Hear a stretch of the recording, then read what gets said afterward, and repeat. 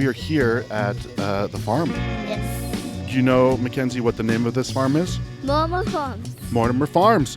And what is the name of this town? Dewey, Humboldt, Arizona. Excellent. And you are? Ashley. Mortimer. Okay. All right. Now it's all making sense, Mackenzie, right? And you are Mackenzie. And what is your last name? Weber. Weber. Yes. You are related to Bart Weber, aren't you? No. I mean, Brett. Brett Yeah. Weber. Okay. Okay, now I can go. I used that joke earlier before we hit record, so she's probably thinking, why'd you say that again? You know his name's Brett. And finally, this guy over here. I tuned into your world. And it sounds a lot different, doesn't it? Yeah. You hear me? Yeah. And You have your own personal Brett Weber mute button. I do. I just don't even record his I think microphone. my dad wanted one his whole life. Oh, that is hilarious. We actually have an audience now. There's Right? some. Hi, children. Hello. Is this the children of the farm? Of the corn. Of the corn. Yeah. All right. This is taking now. The they shoe just left. fits. Sorry, kids, if we scared you away.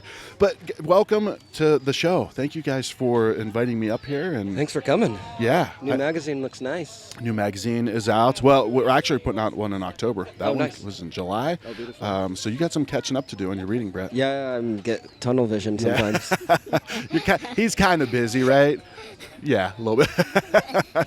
Man, it's just, yeah. So, what do we do now? I don't know. Okay, all right.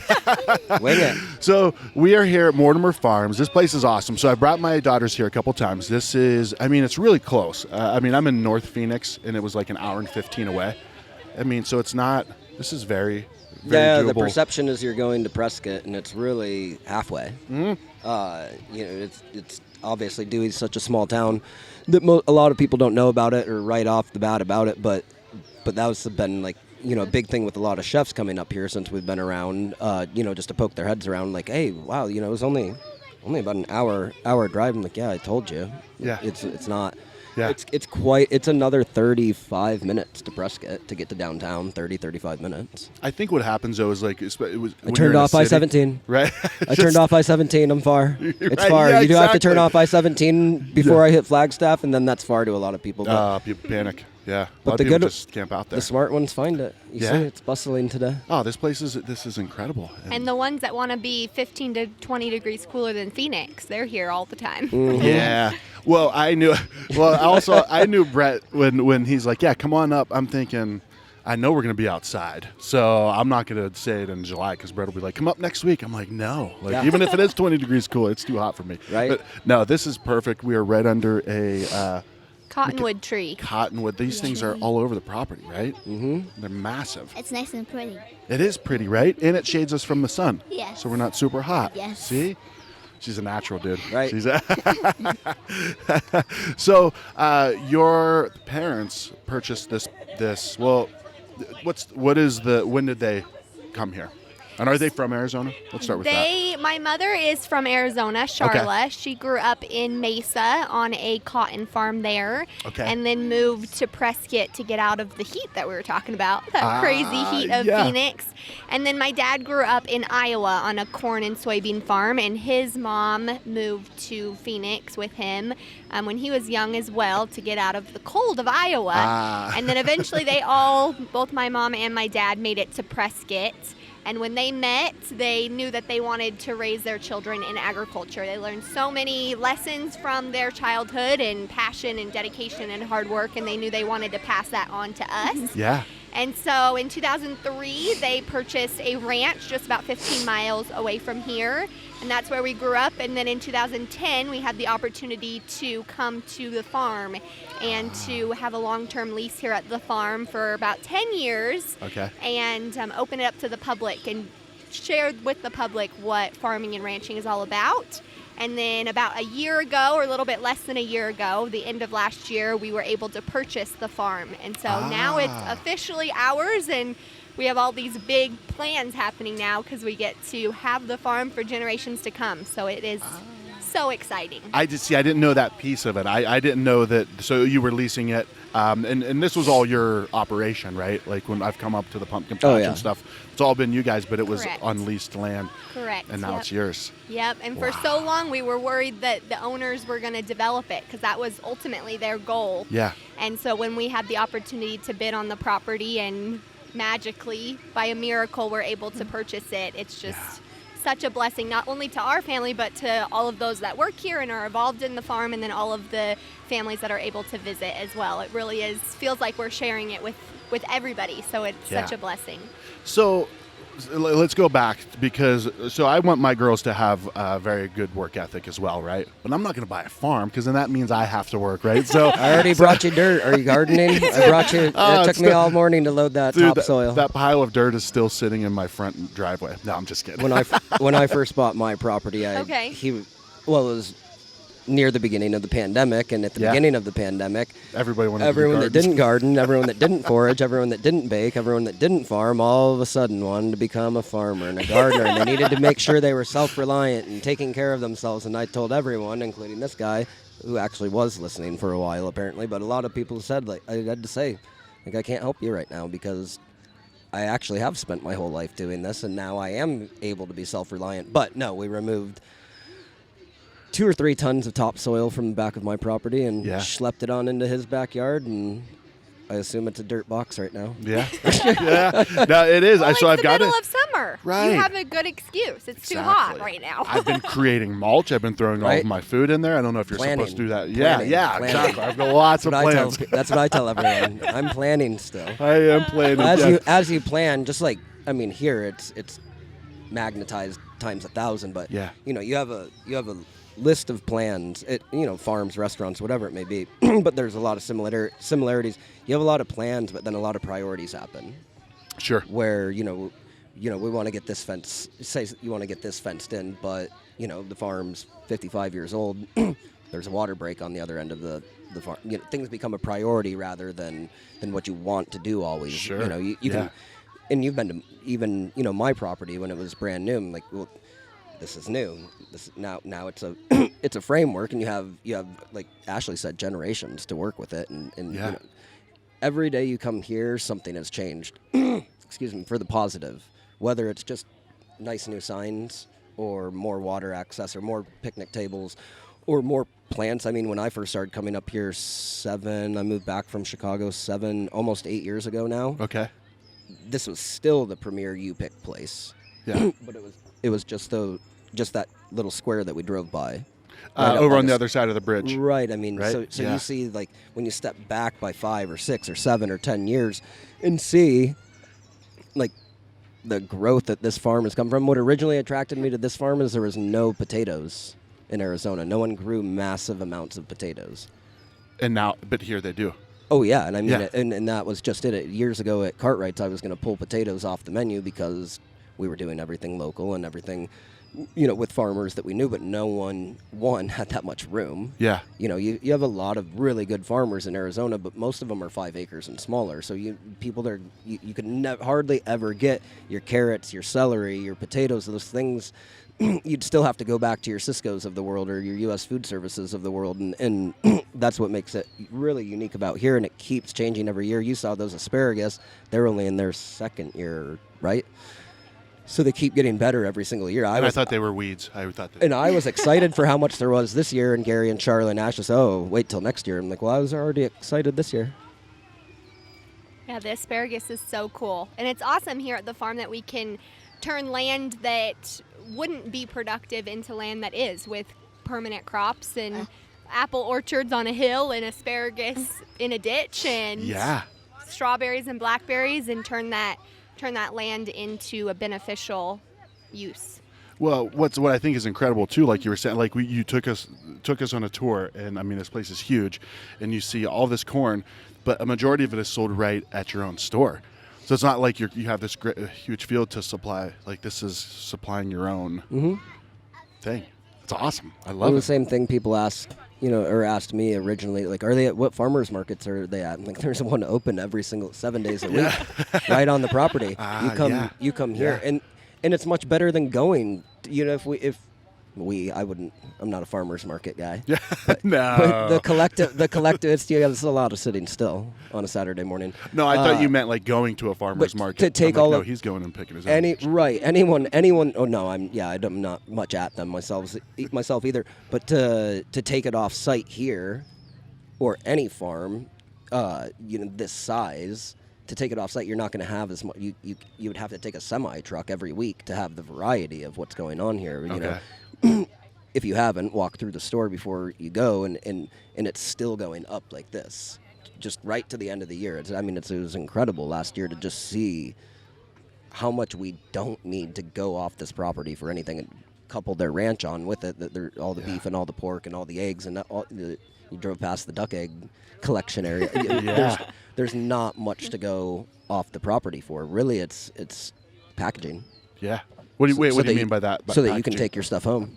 Oh, God. Okay. There's not really any food that needs to be brought onto this property. Yeah. At this point, we haven't figured out how to mass produce clamshells yet. Right. Sure. Maybe Sure. one For the day. strawberries. There's a plot of land over there that looked ripe for some styrofoam next year. trees. Yeah. Right. And most, as we've worked through, most of all the disposable stuff here is all compostable. So Okay. we do go through a lot of disposable forks and napkins and things like that, where it's all compostable or all made out of recycled material. And that's important as well, because if you're making, waste, then it should be waste that can go on to something else. We talked a bit about the food about it, but the same thing couples with, is it made out of recycled goods or upcycled goods, or is it compostable product, because we're making a lot of that waste as well. Yeah. Well, I mean, I'm trying to gather where we're at. Like, is that north? Am I pointing north? That's north. Okay, so northeast is your guys' compost, like the pile, like huge, right? It's not like it's like a bucket full. It's piles, which is an incredible aspect of it too. It's just like you were saying, Ashley, about the circle aspect of it, right? Like how everything is just kind of so. That, I'm gonna put you on the spot. I'm gonna Okay, challenge I'm you to ready. something. Okay. Give me a quick full circle of Mortimer Farms from all the stuff that you showed me, right? Like from start to. Perfect. All Yeah. right. So You're ready for that. You've been preparing for this one, I think. I know I've been raised since a little kid to be able to answer this question. That is true. We're gonna talk about that in a minute, but this first, yes. So during the springtime, we are planting and getting ready for our growing season.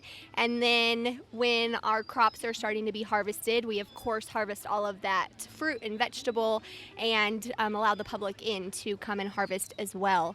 And then when that season is over, we bring in our cattle. And that rotation of the cattle coming in at the end of the harvest season allows us to have another step in that season. And our cattle are able to come in and eat the remainder of the sweet corn or the remainder of the pumpkins after the pumpkin season. And not only are we feeding our cattle with that crop that we have already harvested for the public, but we're also able to add nutrients and benefit the soil and the land. Yeah. And so cattle are such a phenomenal part of our process here at the farm to make sure that we're always giving back to the land and always doing our part to make sure that the land can produce for generations to come. Yeah. Boom. Nailed it. Brett? Yes. There's a lot going on a Saturday morning. I can tell. I like Brett. I'm snapping my face. Walkie-talkie, We're having so much cell fun around phone, here. Yeah. microphone, cell phone, Nah, radio. you're good, All dude. the You're technology. running. Yeah. Well, so let's backtrack a little bit, Ashley. So your parents decide they're gonna make you guys be farmers, right? Or not necessarily, right? Because we'll get into that too. But you bought the ranch, right? Your parents bought the ranch. Like what happened from with the ranch before this actually started? So the ranch is majority Forest Service land. So we actually rent a majority of the land that we maintain there at the ranch. And that's the very same for most ranchers across the country, is you have your private land, but then surrounding that you have thousands and thousands of acres, depending on how large your ranch is, of Forest Service or BLM land or state land. And so our job at the ranch is not only maintaining that land, but also, like we were talking about cattle and the benefit cattle are to the land, but using cattle to benefit that land that we are maintaining. And so for those years that we were there, and we're still there, we're almost 20 years now at the ranch, but we raise beef and pork and turkeys and chickens, and all of our animals are there. Yes, the meat. And we also... The meat side and the vegetables. Yes, exactly. Yep, which a lot of people ask me why we do that, and main reason is for food safety. We want to make sure that the food that we're providing here at the farm is safe for the public to eat, and so being able to separate the animal production from the food production is very important to us. Well, that's where a lot of it comes from, right? A lot of the people getting, because that's why I swore off vegetables, man. I heard about the salmonella and spinach. I'm like, no, right. But no, it is always vegetable related, right? But it's not, right? It's the animals that are too close to the or other parts of the world, or think it's people that are too close. So you know what? Explain more of that, because I tried to give my explanation and it sounded real dumb. But Brett, well, it's just we got the expert here. It's really just the same. No, and just like no animal waste should be within so many yards of foods that you want to eat. Just like when we talk about foraging and why we don't forage south of Slide Rock State Park. Slide Rock is shut down all the time because things are in the water, and those usually human related up that way. But it's just the same. It's why you can't camp, so close to water and things like that. But where, different, there's some farms that are thousands of acres and people are miles away from a restroom, and that's usually where it leads back to are these bigger farms, less regulated. Here you see all of the farmhands all the time, all day, every day, and they're in the midst of doing, like we said, a million different things at one time. Different crops and different things like that. So everyone's always moving around here where, you go to like some vast fields of, like I said, different countries. And it's not necessarily one country or another, but America's better at it. Yeah. But we bring a lot of produce in from other places. So it keeps driving home as to why you should be local, why you should know the people you get your food from point A to point B to point Z, like all the way through. Yeah. Well, it's cool, like going the tour, going around, and it looks beautiful, right? Like that. So I don't know. It's just maybe I don't know as much, but you just look at it, like this is pure nature. This is beauty, right? I'm not worried about some production lettuce plant and right wherever else that I don't. Yeah. So thank you, Brett, for that explanation. I do think that farmers and ranchers all over, especially our country, because of how much regulation and how passionate our community is. Our food that we grow and raise in our country is, for the most part, very healthy and very safe for our families. And like Brett was saying, the closer you get to that farm and the closer you get to the vine, the tastier it is because the closer you are. Yeah. And with that travel of that fruit or vegetable, the less tasty it is because the farther away from the plant it is. And it's crazy, we were talking earlier about how diverse Arizona is. We can grow, we're the lettuce capital of the world in Yuma during the winter time, and then we can grow up here so many different vegetables. We have about 60 vegetables that we grow at the farm, and so it's just crazy the diversity of Arizona and all of those farmers and ranchers that are putting in all that work to feed our population. It's incredible. Yeah. Absolutely. Well, so what do you remember about growing up on the ranch and the transition to like more like growing up under this, this idea your parents wanted to teach you hard work, right? So what was that experience like?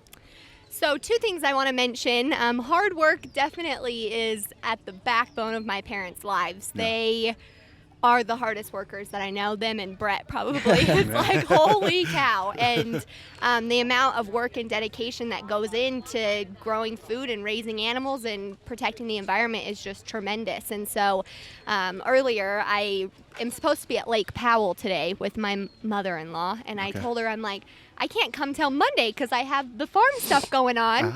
And I was telling one of my friends that this morning. They're like, well, life's too short to just be at the farm all the time. Like, well, it's more than that to me. It's a passion that we have that I just can't imagine not being at the farm. Yeah. And I think that that's very instilled in me from a very young age, that this is just so much passion that my parents have passed on to us, and it's just incredible, the passion that they have, and I am still trying to live up to the passion that they have, because it's like they work 24/7 and just love it. Yeah. And it's incredible. And then the other thing that I learned at the ranch is we very early on in the ranch invited people to come. Field trips, church groups, weddings, and invite people to the ranch to learn about what it is that a ranch is and where food comes from. And so it was a very easy transition to come to the farm and even open up our lives even more to the public to be able to experience what the story of food is. Yeah. Well, okay, so explain this place, right? Because, I mean, we hear somebody up on stage. I saw somebody on stilts. Brett is making incredible food behind that building and within the building also, right? Oh, it's within and outside. Yeah, in and out, inside, outside, upside down. Yeah. No, but it's been awesome for us, because now it's tying, someone I've known for a long time and someone I've known for a long time right here on the farm, right where people should be, and then you get other people, coming over as well. Yeah. And who is this coming over here? So this is Atsuo Sakurai. I'm going to get him to come get on a microphone. We can always pause it, too. We can pause it and talk to him and then have him sit down. Cool. If he wants to. Yeah? Yeah, Cool. Go for it. Okay, so I don't remember exactly where we are, but that's a big deal. Do you know who that guy is? Yes, it is Right? so cool that he's here. I know. That's awesome. I've heard he is like the nicest dude, and just and I mean, we met him for 3 minutes, and you could tell he's just he's like so nice. Yeah. Yep. Let me make sure I hit record. Okay. We're good. We're going. Awesome. This one might be pieced together because we usually have a GoPro that I forgot. No worries. Well, I didn't forget it. We have equipment in other places, but anyways, the sake guy. I don't know if it's sake. I should probably figure that out, right? I'm not the one to ask how to pronounce it. Somebody who looks like they know now. Well, let's go to all right. So your life out growing up on the ranch and on the let's talk about the farm specifically. Okay. When did that kind of come into play? So we took over the farm in 2010, and we really did for the sole purpose of being able, well, not the sole purpose, but one of the main purposes, to be able to invite people to the farm and hear the story of food.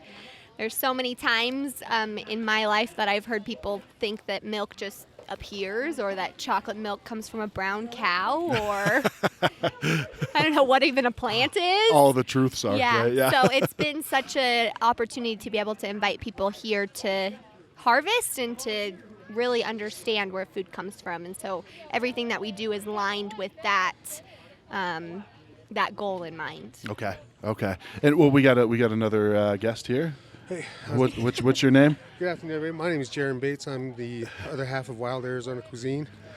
And the working half, according to Brett, was over here on the microphone having a good time, getting sake poured for him.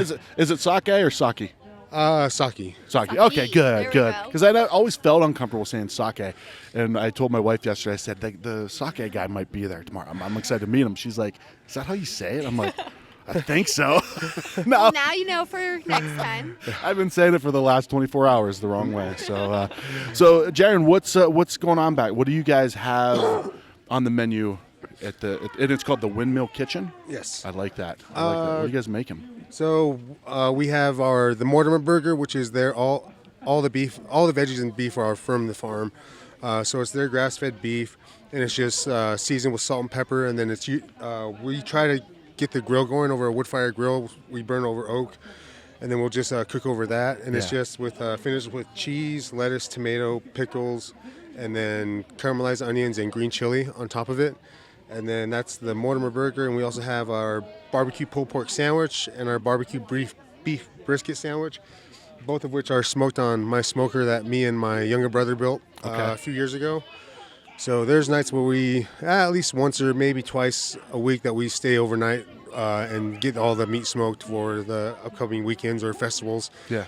So and then the brisket, I've it's become very popular here, and I just typically just do that with salt and pepper. And then when we get a chance to have like all of the Mortimer's brisket on hand, and it's just probably one of the best bites that you'll ever have here. Dang. So this is one raised on your ranch, that beef fed with this food. And same with the pork as well. I think we had, before we had the 25 pigs slaughtered and broken down for us, I think we had like 12 before that we did ourselves, and we broke them down, and a few barn dances we smoked a whole pig, and then that's usually lasted us for quite a while. But lots of wood and lots of smoke up in the air. So I think I've been smoking meat for probably a good 6 years, and to this day, even no matter how clean I get, how long I take a shower, how many showers I take, there's always a smell of smoke on me. Well, I mean, that's one of your specialties, right? Yes. Like you're known for your smoking and your barbecue, which is I mean, I know it's not me that smells like wood, but it makes it worth it for you to smell like wood for me to be able to eat your food. Yeah, Jaron is amazing at what he does, and I mean, like he said, it tastes amazing. We get people that say, "I've never had such a good brisket in my whole life." We're like, "This is so cool." Mm-hmm. Yeah, and that's I've over the years of trying different recipes, trying different rubs, it finally just came down to just doing salt and pepper, and then because the pepper that I like to use is a little bit more coarse ground, so I think with the duration of the entire cook time from start to finish, I think it changes it a lot, as opposed to like when you just do cracked pepper like over a steak or your salad, or you just do toasted peppercorns for something. It's another depth of flavor that's not really found, I guess, unless you know how to work a fire and put the time in with that. And that's the other thing is people think that it's like the rub or sauce that makes barbecue. It's really just keeping it simple and knowing how to tend to a fire. If you know how to tend to a fire, then you can move on and try different rubs and find the one that you like. But I think the most important part is learning and knowing how to tend a fire, whether it's for 5 hours or 12 to 18. So it's and that takes a lot of skill. I mean, for a while there, it took me. I was burning through wood like crazy because I didn't know how to really tend to it, and now I can make the wood last for the entire cook time that I need. That's incredible, man. Because I struggle with the Traeger. It's got a little thing, just put some chips in there. Well, I mean, as somebody that knows like the essence of all that goes on, you know, when you see something like this, these pellet grills that are just like, you don't have to tend to a fire because that thing just spins it in when it gets a little cooler, you know. Set it and forget it. Yeah. I mean, I've had people ask me about that. Like, would you ever use one? I was like, I won't say that I won't ever use one. Like, I'll use one if I absolutely need to. Like, if that's like the only thing that somebody has and I have to like smoke something, be like, and if there's like a no fire policy, then then I will use it. But for the time being, if I have my smoker and I have wood and I have plenty of meat to smoke, I'm going to use that, because I think it goes all the way back to the Stone Age times of cooking. I mean, nobody had, and there was nothing like that was for them that easy to create. They had to learn how to start a fire, tend a fire, and then eventually learn how to cook over it. So I think that's one of the few skills that are quite getting lost, and also being found again in our cooking industry. Yeah, I feel like it's. I mean, I always my experience always comes with an asterisk, right? Because my experience is only Arizona, right? Like when I go on vacation, I go to places, but I haven't been in depth into food industry like I have been in Arizona, right? But so for me, I am starting to see a growth of that, of places that are really using, you know, wood fire, like real, like keeping, you know, tending to the fire, make, like, I don't know, almost. I don't know. I guess you kind of have to, despite, hey, there's these things that make things easy. Yeah. We do it, like, not the right way, right? Just like we do it the hard way, right? The hard way. Back and to it the makes it way. so much better. It is the better way. It is, yeah. Yeah, you can't beat having that flavor, Yeah. because really it comes, I mean, you can put some chips in it that are flavored, but really when you have that wood that you go out and forage, essentially, even, most it definitely. just is so much better. There's been times like where if I haven't eaten all day and we have like a few burgers left on, I'll reheat them on the flat top, and then just cheese and a bun. And then the difference of night and day of like when we have the grill going, I do the same thing. And the night and day difference of being like one that's done on the flat top I like a burger on a flat top because you get a like nice hard crust on it. Yep. But the flavor that comes through on an open fire grill is, again, night and day, and that's one of the joys that I like, because even that amazes me still to this day. Like when I bite into it, I'm like, oh, that's like, why haven't we been doing this since the beginning? And then most of the time it's just with all the rain that we've been getting, it's it'll put out the fire, but also the wood seems to be is a little too wet for it to work with. So when we can, on days like this, when it's nice, dry, and nice and cool outside, it's like the perfect time for a barbecue, basically. Yeah, well, the smell too when you pull up. Like I pulled up right over here by I guess this is the delivery entrance or whatever. Mm-hmm. As soon as I got out, I'm like, I know that. That smell. I knew Brett and Jaron were here. And then I heard Brett. I heard him before I saw him. He's like, "You made it," and I'm like, "Where the hell are you?" Like, I thought he was in the, what is that? Blackberries. Blackberries. Yeah. So, perfect transition. Like, there's so many things that you can pick yourself on this farm, right? As a consumer, you can come here, bring your kids here to all this awesome stuff, right? Zip line. My daughter's favorite thing was the zip line. But like, what all can you pick on the farm? Like, you can come here and pick what? A to Z. We have over 60 different vegetables that we harvest. Right now we're harvesting zucchini and patty pan squash, okra, herbs, edible flowers, bouquet flowers, sunflowers, onions, potatoes, garlic, watermelon. Yeah, it's just like the list goes on and on and on. And you can pick all this stuff yourself. Yes. Which makes, that just expounds the experience. Like, is that a word? Expounds? It does sound like a word. It sounds great to me in this situation. It just creates it just expounds the experience so much from just like saying, all right, this is great that this is grown here. I get to go in the store and I get to buy it. Okay, go up to the shelf. Here's your bag of this. It's like, no, you can go out and pick the one that you want, right? Exactly. People complaining that like, oh, they gave me a bad squash. You picked it, dude. Right? True. Well, we do have both options available. So we do have the country store where we have all of the produce and berries that we grow here harvested. So you can go in and get what we've harvested for the day, or you can go out into the fields and enjoy the pick your own experience. That's awesome. I love it. Yeah. Well, so you guys, and I'm assuming the timing of this was coincided, but you guys took over the farm, like you bought the farm, Mortimer Farms, a year and a half ago, you said? Yes. Okay. It feels like we've owned, and most people think that we've owned it for 10 years now, but really officially for a year. But that was about the time that I think you started working with Brett and Jaron, right? Yes. Somewhere around, somewhere within that. Just a little bit before, and really our thought process is we wanted to elevate our food. We grow all of this food here, and we wanted to really have the farm-to-table experience, and it was a goal that we had in mind. But when COVID happened, and Jaron probably can tell the story better than I can, and their restaurant plans were put on hold, and we were looking for our needs, I guess, to meet our Pumpkin Fest needs, and we're like, okay, we have a crazy idea. Can you guys come talk to us about it? And thankfully, they haven't left since. Yep. Yeah, I remember that day. I remember Brett saying that we needed to come up here and speak with Charlotte at the time.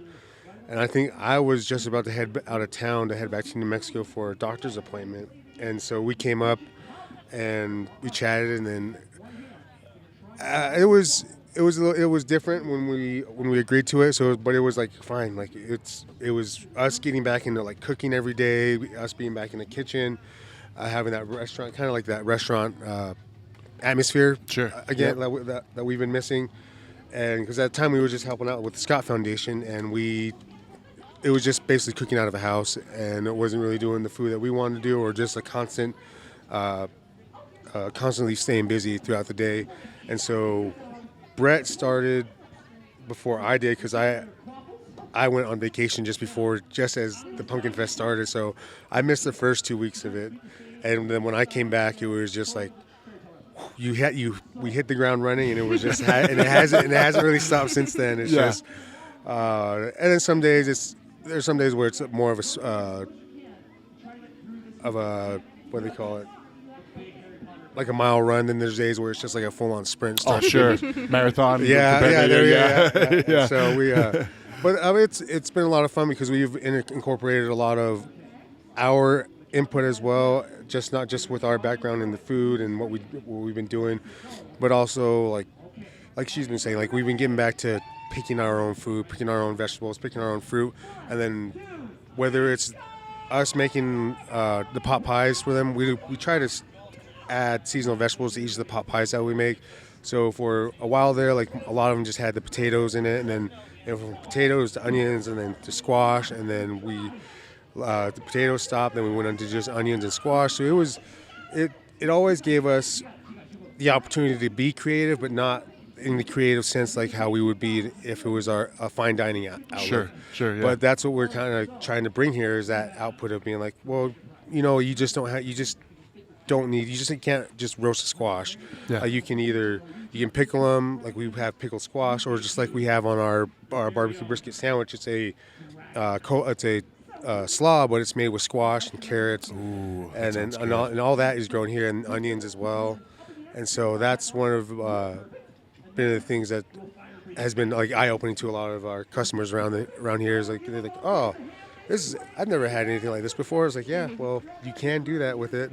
Or like when we pickles on the burger, they're thinking of like a regular cucumber pickle, and then there are times where it's been a squash pickle, and we're like, oh, that's really interesting. It tastes just like a pickle, but it doesn't look like one. Squash pickle? Yeah. I'm interested. I'm in, man. Yeah. And really, I sent out an email to all of our subscribers the other day, and I said, superpower, because really it's a superpower that they can go out and say, okay, we have strawberries that aren't ripe yet, we're going to pickle them and make whatever. And I'm like, some things I ask, I'm like, hey, what is in this? And I never have thought of the combination. I'm like, this is amazing. How did this even? But going out into the field and being able to say, okay, these are the things in season, or these are things that I consider a weed, and then they're like, no, we can use this to make whatever. That's asparagus. That's asparagus. And I'm like, oh my goodness, it's just amazing. And I'll see them out in the garden. I go up like, hey, what are you making today? Because they actually go out and harvest whatever it is that they're going to be using in the kitchen. And it's just amazing. It's so cool to see that they're as passionate about the food as we are in growing the food, not just the end product, but all of the steps to get it to that delicious product for the consumer. And then it's also letting us continuing to always fine-tune our craft, but also getting back to cooking simple, because me and Brad have cooked alongside of each other and off and on for the past almost 15 years. But we've always done, especially when we were worked at the Japanese restaurant we were at for a while, it was very complex. And like there was sometimes I always tell this story to everyone. Like I had a dish on my station that had, just in the vinaigrette alone, had 12 ingredients. Wow. And then sometimes 15 if we finally got some of the specialty products in. But 12 to 15 ingredients just for one vinaigrette. And then to plate that dish took about 8 to 10 touches. And so coming back and working here and then being able to not just pick our own food, but one of the eye-opening experiences that I always have is like I always try tomatoes from a farm, like because when you taste like an actual like farm fresh tomato, all you need is salt, like just a little bit of salt, sprinkle, and then that's it's like the best. I always get there's peaches and tomatoes. I always get so wild about, because when you taste a peach that's supposed to taste like a peach, or a tomato that tastes way better than any tomato you ever had, and like that could be like your whole meal right there. Yeah.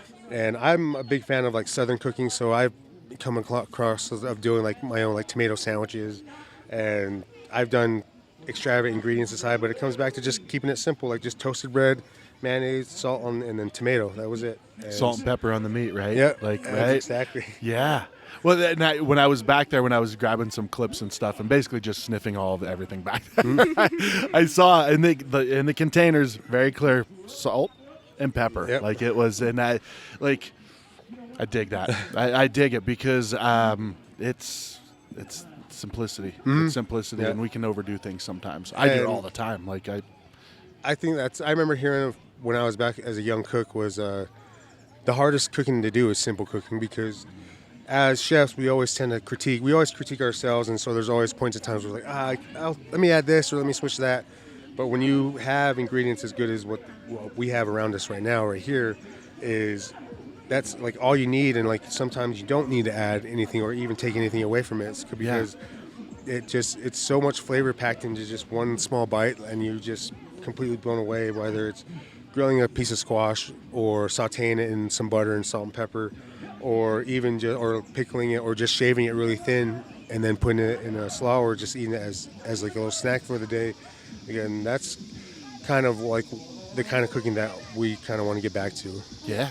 Well, it makes sense, and actually why you guys brought on these guys, right? Yeah, it's really making all of our farm-to-table dreams come true. And I know that sounds kind of, I don't know, romantic or whatever, but it really is true. It's like we have had this vision of being able to have the full circle experience here, and bringing those people that have so much knowledge and experience in it to help us make that happen is just so incredible. Yeah, I love it. And what an experience. I mean, we got to wrap this up soon because I think Brett's going to be on stage. Yes. Is he going to be doing that stuff? Is he going to be doing a cooking demonstration on stilts? Ooh. He probably would do it. He would. Yeah, he would. Yep, Absolutely if we bet would. him, yep. Yeah, I'll do it. Why not? So this is just an incredible spot. There's so many things to do. You bring your kids. I mean, there's you don't even want to call it a bounce house. It's like a bounce. What is that? What do you We call call that? it the pillow jump. The pillow jump. Yep. How do you describe that to somebody just listening? So in PE, in elementary school, you know that big tarp that everybody holds the sides of it, and you like throw it in the air and then sit on it, and then there's a big bubble of air underneath of it? Yep. It's essentially that. So it has, the edges are in the ground 2 feet, and then underneath is just air.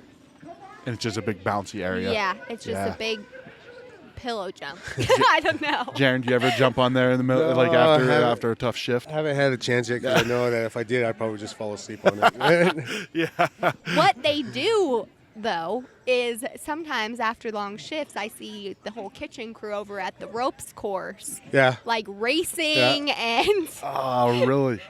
it is awesome. So you have a ropes course too? Yes, yep, we do Oh, ropes that's courses and zip lines, and a lot of our activities that we have are all farm inspired, and so it's something that gets them back to what farming is all about. But I mean, we can't just have the pick your own experience. We got to have some other intriguing things and make it a full circle fun day. And so, but like I said earlier, everything that we do here is with the goal of telling the story of where food comes from, and so even all of our fun stuff out there is with that in mind as well. I dig it. There's a lot of smiley faces around here. Oh yes, I Yes, love the yeah. smiley faces.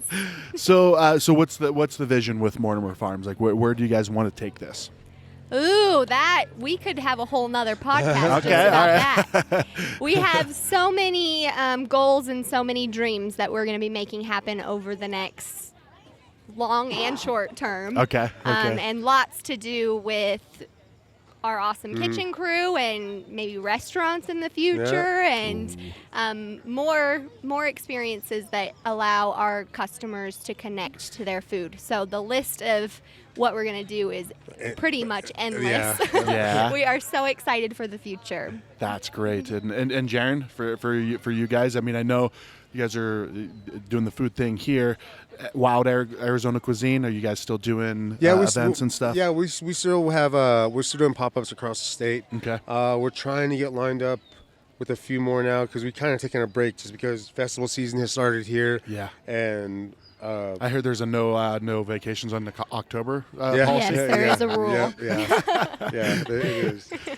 So, but yeah, hopefully, like we're looking forward to continuing this relationship with the Mortimers, and not just doing our barbecue, but also possibly bringing in like more dining in options. Like I think it was the first one we did was Valentine's Day dinner, and that was a huge success.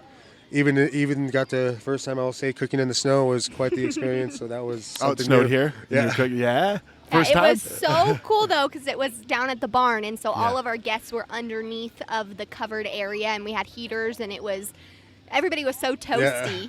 And then the barn is 3-sided, so on the open side you're seeing it literally snowing. Yeah. And it was just such a cool experience. It was very beautiful, and then the food was phenomenal, and it was that more gourmet food. Is that what you call it? More like casual dining. I think it was grilled ribeye, our cowboy beans, or mashed potatoes. What else do we have?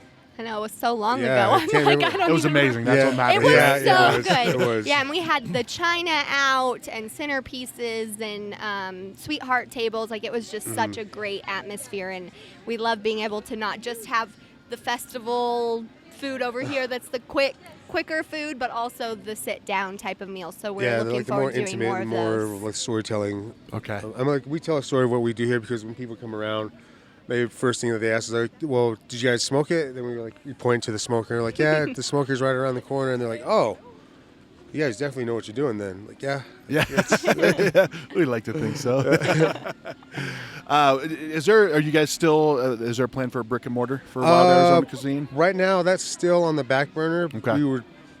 We're working on it, but we have so many other projects that we're doing right now, and we're enjoying the just traveling around the state and doing Sure. pop-ups, whether it's doing our Camp Wild Chef out in the middle of nowhere or being in somebody's house and cooking them an intimate dinner, whether it's for 2 people or 4 people or for 6 to 8. So Yeah. or even like we've been doing our pop-ups up in Cottonwood. We're going to get back on that hopefully by the start of the new year. But for right now, our focus is here, and if anything comes along the way, we try to set time aside when it's not going to be busy here during like a festival season, or if we have like a break in between in the middle of the week, then we try to get that set up, because then that gives people the time that are used to going out and dining. That usually Fridays and Saturdays are always the busiest, so you really don't want to go out for dinner right then. If you want to have like an actual like casual fine dining like sit down experience and hear the story being told and enjoying the food, as opposed to just being put in a seat and then drinks ordered and then your food taken order, then you're out the door again. Like you want to, so that's what we're gearing up for as far as just doing that. But for the time being, just being stuck over a grill or behind a smoker is being fun right now. Yeah. So no rush to take on that weight on the shoulders of a brick and mortar. No, right? not quite yet, but we're definitely still we're talking about it and seeing when can we like actually have like a sit down and like discuss of when and where we want to put it. Like we've talked about North Scottsdale, Cottonwood, even North Phoenix a little bit, and Deer Valley area, maybe. Deer 19th Valley, Avenue, Deer yeah. Valley, or I was even thinking like Mortimer Farms right there. Yeah. So for the time being, it's still up in the air, but we're not completely just gonna like stop that adventure. Sure. We still want to have like our own little spot that we can have like 40 to 60 people in and like do the food that got us like our recognition, as far as like going out and foraging or coming out here and using all the farm fresh ingredients and then transforming them into a way that I don't want to say gimmicky, but that's a different way of approaching it as opposed to Deliberate. Yeah. Yeah. There you go. I dig it, man. I dig it. Like anything you guys do, I'm a fan of. You know that. So keep up the good work, man. Thank you. Absolutely. And Ashley, you guys as well. This is a wonderful place. I'm gonna bring my kids up here. Yep. Again, it's been a you're few welcome years. anytime. Yeah. I'm trying to think of what they would like the most. I know what I would like the most. So food. Let's go get some. Yeah. All right. Thanks, guys. Thanks for having us.